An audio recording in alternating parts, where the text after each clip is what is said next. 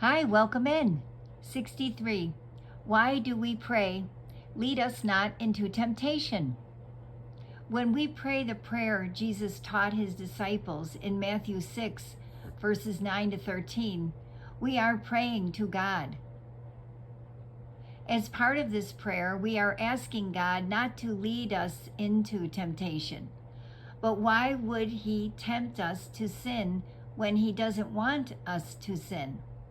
The word temptation might be a bit confusing because we think of being pulled away into something that is wrong.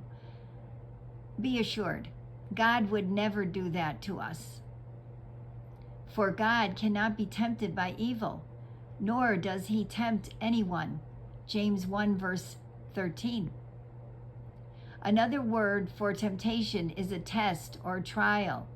What we are praying is that God will remember our weakness and help us not to be weighed down by our trial.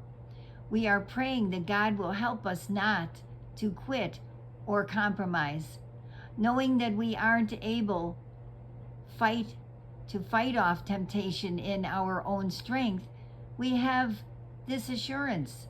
Every test that you have experienced is the kind that normally comes to people.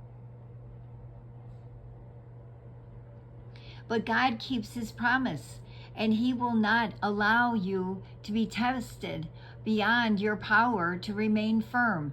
At the time you are put to the test, he will give you the strength to endure it, and so provide you with a way out.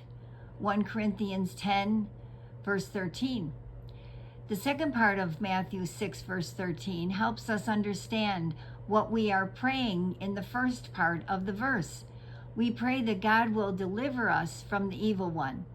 In other words, we are praying for God to come and rescue us when we are too weak to escape the enemy's grip. Remember that temptation itself is not sin. Even Jesus was tempted.